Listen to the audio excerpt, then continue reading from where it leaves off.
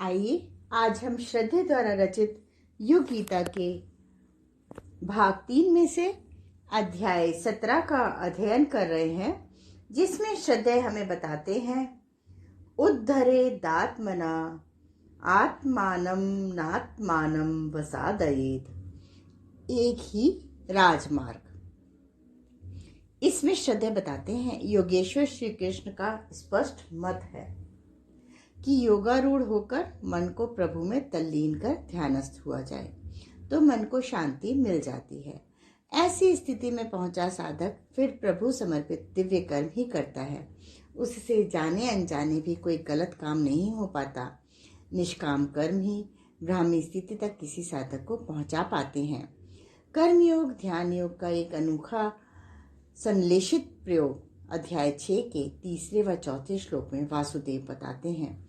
वे कहते हैं कि आध्यात्मिक पुरुषार्थ यदि व्यक्ति को करना है तो उसे योग पर सवारी करना अर्थात योगस्थ होकर कर्म करना, मन पर नियंत्रण स्थापित कर उसकी शक्ति को पहचानना तथा उसे समस्त वासनाओं की ओर से शांत कर लेना सीखना चाहिए।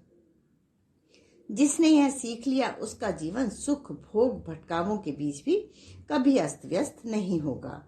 वह निर्लिप्त भाव से एक दिव्य कर्मी बन अपने जीवन पथ को यात्रा को सरल बना सकेगा। अब यह जानना जरूरी है कि सर्व संकल्पों का त्यागी पुरुष योगारूढ़ कब बनता है, कब उसे वह उच्च स्तरीय एकाग्रता मिल पाती है जहाँ वह आत्मा परमात्मा से एकाकार हो सके। क्या कोई मदद बाहर से आती है या स्वयं ही पुरुषार्थ करना पड़ता है? यदि स्वयं ही करना होता है तो किस स्तर पर उसे सक्रिय करना चाहिए? क्या मन इतना शक्तिशाली है कि वह सारे आकर्षणों से विरत होकर आत्मसत्ता को सच्चा साक्षात्कार करा सके? इन्हीं का उत्तर अगले श्लोक में आया है। उद्धरेदात्मनात्मानं नात्मानं वसादयेत् आत्मैव ह्यात्मनो बन्धुरः आत्मैव रिपुरात्मनः। पहले शब्दार्थ को देखते हैं। आत्मना विवेक युक्त मन के द्वारा, आत्मनम जीव त्वाभिमानी बुद्धि को गिरने ना दें, नीचे ना उतरने दें। न अवसादयेत क्योंकि ही शुद्ध मन ही आत्मा एव जीवत अभिमानी बुद्धि का आत्मानः उपकार करने वाला मित्र है। बंधु मन ही आत्मा एव जीवात्मा का आत्मनः शत्रु है। रिपुः भावार्थ इस प्रकार हुआ। मनुष्य को अपने आप को स्वयं अपने द्वारा ही ऊंचा उठाना चाहिए और अपने आप को अधोगति में नहीं डालना चाहिए, क्योंकि यह मनुष्य आत्मा आप ही तो अपना मित्र है। वास्तव में यही आत्मा आप ही अपना शत्रु भी है। अपनी सहायता स्वयं करो। यहाँ युद्ध क्षेत्र में खड़े अर्जुन के लिए गीतोपदेश का एक ही संदेश है, ये जो योगेश्वर के श्रीमुख से निसृत हुआ है। अपनी सहायता स्वयं करो। जो अपनी सहायता करता है परमात्मा सहित सभी देवी शक्तियां आकर उसकी मदद करती हैं। दैव दैव आलसी पुकारा, यह एक जानी मानी उक्ति है। भाग्य की शरण में दैवी सहायता के लिए याचना गुहार लगाने वालों को आलसी, प्रमादी, दीर्घ सूत्री कहा गया है। अतः सबसे महत्वपूर्ण बात यह है कि मनुष्य को स्वयं अपनी ही मदद करने के लिए आगे आना चाहिए। मनोविज्ञान की यह एक महत्वपूर्ण स्थापना है कि जितने भी सफलता के शिखर पर पहुंचे हैं या पहुंचते हैं, वे सदैव अपनी आत्मशक्ति का आश्रय लेकर उसे सशक्त बनाकर ही पहुंचते हैं। सांसारिक मानव होने के कारण हम जब कभी भी किन्हीं कठिनाइयों में फंस जाते हैं, उनमें से अपनों को उबारने के लिए हम सामान्यतः दूसरों की ओर निहारते हैं। लगता है कि इन्हीं मित्रों द्वारा हमारे सहयोगी साथियों में से कोई हमें मदद कर देगा। अपनी ओर हम देखते ही नहीं। लौकिक जीवन में यह तथ्य ठीक भी है कि दूसरों की हमने कभी सहायता की है तो वो हमारी सहायता करेंगे, किंतु आंतरिक जीवन में ऐसा नहीं है। हमारी आंतरिक व्यवस्था में हमारे अलावा, हमारे आत्मबल के अलावा और कोई शक्ति हमारी मदद नहीं कर सकती। आत्म विकास के लिए हर व्यक्ति को स्वतंत्र रूप से स्वयं निज का पुरुषार्थ करना ही होगा। यह एक स्पष्ट सूत्र इस प्रसिद्ध श्लोक में दिया गया है। हमारे निकट का एक ही संबंधी हमारा मन। इस शीर्षक में परम पूज्य गुरुदेव ने 1967-68 के दिनों में एक पुस्तक भी लिखी है, उद्धरेत आत्मनात्मानम। परम पूज्य गुरुदेव लिखते हैं, मन हमारा सबसे निकट का संबंधी है। पत्नी, बच्चे, भाई, मित्र, पड़ोसी तो दूर, वह शरीर से भी अधिक समीप रहने वाला हमारा स्वजन है। शरीर से तो सोते समय संबंध ढीले हो जाते हैं, मरने पर साथ छूट जाता है, पर मन तो जन्म जन्मांतरों का साथी है। जब तक अपना अस्तित्व रहेगा तब तक उसका साथ भी छूटने वाला नहीं है। मन मुख्य और शरीर गौण है। मन की समझदारी से शरीर की अस्त व्यस्तता दूर हो जाती है। शरीर परिपुष्ट होने से मनोविकार दूर नहीं किए जा सकते। शरीर की सामर्थ्य तुच्छ है, मन की महान। मन का शासन शरीर पर नहीं शरीर के प्रत्येक क्षेत्र पर होता है। उत्थान पतन का वही सूत्रधार है। निंदा और प्रशंसा उसी की गतिविधियों की होती हैं। किसी को संत, ऋषि, देवदूत, महापुरुष बना देना यह मन की सज्जनता का ही परिणाम है। हम स्वयं अपना उद्धार करें, यह संदेश सीधा है। किसी भी साधक के लिए, योगारूढ़ हो, ध्यान योग में प्रविष्ट होने के इच्छुक दिव्य कर्मी के लिए, गीता के मार्ग पर चलकर मन की शांति पाने वाले के लिए, किसी भी मानव के लिए, यदि हम इंद्रिय भोगों की ओर खिंचते चले जाते हैं, हम जितेंद्रिय हैं। यदि हम इंद्रिय भोगों की ओर खिंचते नहीं चले जाते तो हम जितेंद्रिय हैं। उच्च उद्देश्यों में, उच्च स्तरीय प्रयोजनों में रुचि रखते हैं तो हम अपने निज के, अपने मन के मित्र हैं। उसको ऊंचा उठने में हम मदद कर रहे हैं। यदि हम भोग, ऐश्वर्य के प्रवाह में खिंच जाते हैं, हम स्वयं को बिखेर देते हैं। उच्छृंखल विचारों में बहते चले जाते हैं। मनोबल कमजोर हो जाने से कोई भी कार्य हाथ नहीं ले पाते तो हम अपने मन के शत्रु हैं। हमारा आपा ही हमारा बंधु है और हमारा आपा ही हमारा दुश्मन है। जिस दिन हम मन को मित्र बनाकर उसे जीत लेते हैं तो फिर हम आध्यात्मिक क्षेत्र के साथ लौकिक जगत में भी एक सफल मानव बनते चले जाते हैं। शुद्ध मन, शुद्ध अहम की शक्ति। इस श्लोक में आत्मानम, आत्मना शब्द बार बार आया है और कहीं उसका अर्थ है विवेकयुक्त मन और कहीं है जीवत्वाभिमानी बुद्धि और कहीं शुद्ध आत्मसत्ता। आत्मसत्ता और मन की एक ही शब्द से व्याख्या करके गीताकार ने अपने काव्य कौशल का परिचय दिया है। जब हम कहते हैं कि शुद्ध मन ही हमारी बुद्धि की उन्नति करने वाला, आत्मसत्ता को ऊंचे उठाने वाला है, तो हमारा आशय है कि ऐसा मन ही मुक्ति में सहायक है। विषयासक्त मन तो अवसादग्रस्त गिरा हुआ मन है।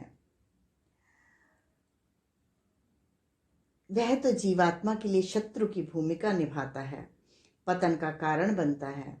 योग शास्त्र कहते हैं तदा दृष्टुः स्वरूपे अवस्थानम, अर्थात चित्त वृत्तियों के शांत हो जाने पर दृष्टा पुरुष अपने स्वरूप में स्थिर हो जाते हैं, अवस्थित हो जाते हैं। मन को जब भी विषयादि भोगों से हटाकर आत्मनिष्ठ किया तभी निज की सच्चिदानंद घन रूपी आत्मसत्ता में अवस्थिति होगी। जीव का मन माया से ढके होने के कारण नर पशु, नर कीटक, नर पामर, नर पिशाच स्तर के व्यक्तियों को अपना आत्मस्वरूप स्पष्ट दिखाई नहीं देता, जबकि देव मानव स्तर के व्यक्ति उस आवरण को हटाकर मन को अपना मित्र बनाकर उसकी अपार सामर्थ्य से जीव मुक्ति का लाभ उठा लेते हैं। फिर बंधन क्या है? विषयासक्त मन ही जीवात्मा के बंधन का कारण है। सदैव उसी चिंतन में रत रहने वाला, अपनी कल्पनाओं का जगत वैसा ही बनाने वाला व्यक्ति कभी मोक्ष प्राप्त नहीं कर पाता। विशुद्ध मन ही मोक्ष का कारण है। मन एवं मनुष्याणाम कारणाम बंध मोक्ष्य हो इसी संदर्भ में कहा गया है, मनुष्य का मन ही उसके बंधन और मुक्ति का कारण है। श्री रामकृष्ण परमहंस जी कहते हैं, मन आसक्ति रहित होने से ही भगवान का दर्शन होता है। शुद्ध मन से जो वाक्य निकलते हैं वही भगवान की वाणी है। शुद्ध मन और शुद्ध बुद्धि आत्मा के समान है, क्योंकि उनके अतिरिक्त कोई और शुद्ध पदार्थ इस धरती पर नहीं है। आगे वे कहते हैं, शुद्ध मन ही जीवात्मा को ब्रह्माभिमुखी करता है और संसार सागर से उसका उद्धार करता है। दूसरी ओर वासना में आसक्त मन जीव को नरक में गिराता है। वासना युक्त जीव, वासना युक्त शिव। सारा खेल मनः शक्ति का। सारी बात स्पष्ट है। मन ही मन को गिराता है, मन ही मन को उठाता भी है। सारा खेल संसार में इसी मनः शक्ति पर चल रहा है। मन को सशक्त बनाकर प्रतिकूलताओं में भी अपना अस्तित्व बनाए रख सकते हैं, स्वस्थ बने रह सकते हैं, उल्लास भरा जीवन जी सकते हैं। इसी प्रकार मन के दुर्बल पड़ने पर हम जीवित रहते हुए भी नारकीय वेदना की अनुभूति कर सकते हैं। घोर निराशा की स्थिति में जीते हुए आत्मघात करने की भी सोचने लगे हैं। Samarth Shiva, Voltaire, Napoleon, Garibaldi, Joan of Arc, Swami Ram Tirth, Swami Vivekananda, वीर भगत सिंह, गांधी आदि वे नाम हैं जिन्होंने मन की इसी शक्ति का आश्रय ले स्वयं को ऊंचा उठाया एवं अन्य अनेकों के लिए पथ प्रशस्त किया। मन के हारे हार है, मन के जीते जीत, इसी आधार पर कहा जाता है।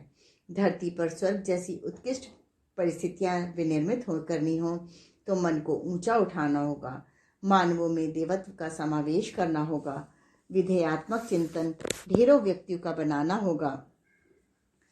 पॉजिटिव मेंटल एटीट्यूड, विधेयात्मक मनस्थिति की चर्चा करते हुए अगणित मनः चिकित्सक, आध्यात्मवादी चिंतक लोगों की मानसिकता में परिवर्तन कर उन्हें प्रगति के मार्ग पर बढ़ाते रहे हैं। आंतरिक बहिरंग दोनों ही जगत की सिद्धि का एक ही राजमार्ग है, मनः शक्ति का सार्थक सुनियोजन।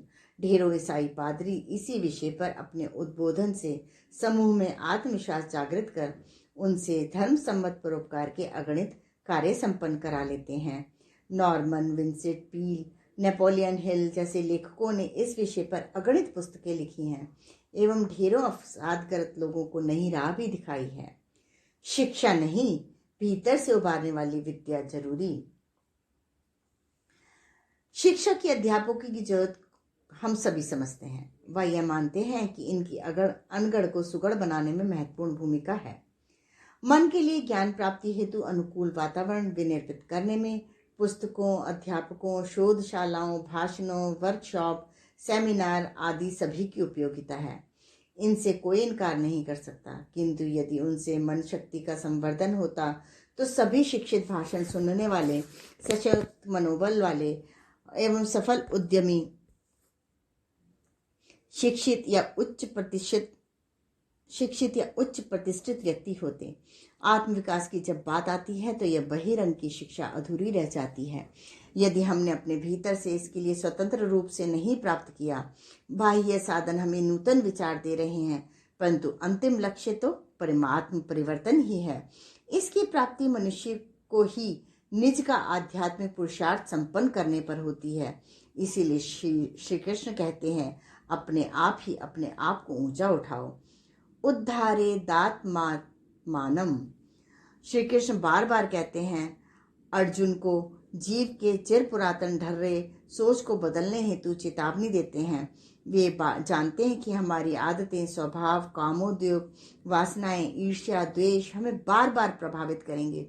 इनसे बचने, आत्मा को अपयश की ओर ले जाने वाली, पुनः फिसलन की ओर ढकेलने वाली प्रवृत्ति के विरुद्ध वे चेतावनी देते हैं। कहते हैं अपने आप को नीचे नहीं गिरने देना चाहिए। ऐसे पतनों से सावधानी पूर्वक, प्रयास पूर्वक अपने आप को बचाना चाहिए। पुरानी आदतें बड़ी कठिनाई से छूटती हैं।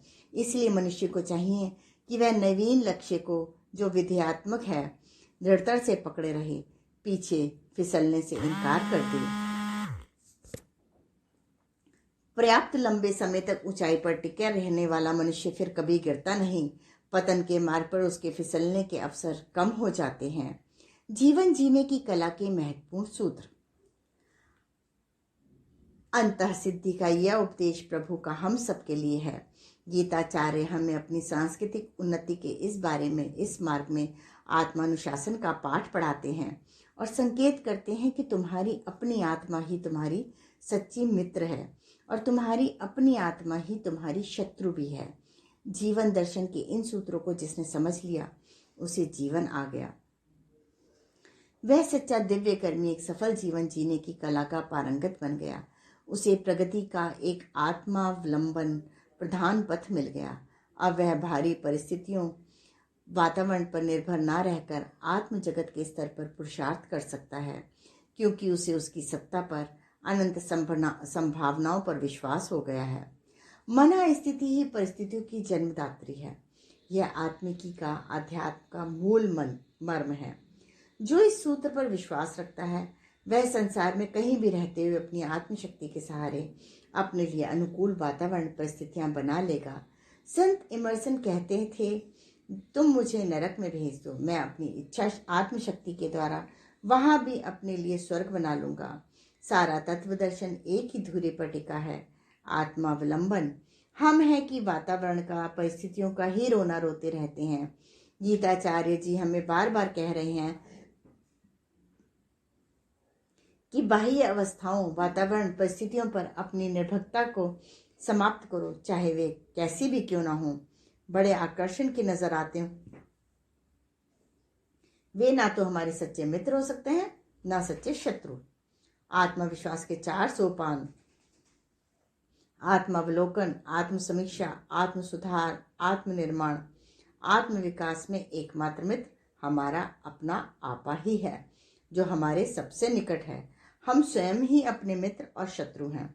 कोई भी दूसरा ना तो हमारी सहायता कर सकता है, ना ही हमें किसी प्रकार का नुकसान पहुंचा सकता है। परिस्थिति नहीं, मनः स्थिति प्रधान है। आज का भोगवादी विज्ञान कहता है, उपभोक्तावादी पाश्चात्य चिंतन कहता है, परिस्थितियां ठीक कर दो, मन स्वतः ही ठीक हो जाएगा। चाहे कितनी भौतिक जगत की सुविधाएं हो, चाहे वातावरण कितना ही हमारे अनुकूल साधन हमें जुटा कर दे दे, यदि हमारी मन स्थिति कमजोर है तो वह हमारा कुछ भी लाभ ना कर सकेंगे। उल्टे हमें अपयश की ओर, वासनात्मक जीवन की ओर, बिगड़ती आदतों से परावलंबन की ओर धकेल देंगे। भोगवादी मानसिकता अनुकूल सुविधाओं की बहुलता में क्यों इतने मनोरोग पनप रहे हैं? क्यों मन अशांत है? इसका कारण है आत्मघात की दर बढ़ती जा रही है। अवसाद, डिप्रेशन की मन स्थिति वाले रोगियों की संख्या क्यों बढ़ती जा रही है? असंतोष, उद्विग्नता, संक्षोभ, विक्षोभ, मानसिक तनाव इतनी बढ़ोतरी पर क्यों है? इन सब का एक ही उत्तर है, आत्मावलंबन छोड़कर परावलंबन का पल्ला पकड़ लेना। परिस्थितियों की विशेषता का रोना रोते रहे, अपनी आत्मशक्ति को अधोगति की ओर डाल देना।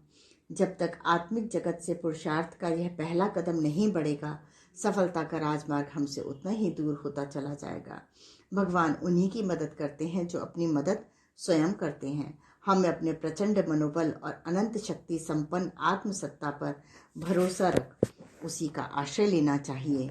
यही इस 5वें श्लोक का सार संक्षेप है। अगले क्रम में श्रद्धेय हमें जीता हुआ मन ही हमारा सच्चा मित्र, इसके बारे में बताएंगे। आज के स्वाध्याय का क्रम यहीं समाप्त होता है। धन्यवाद।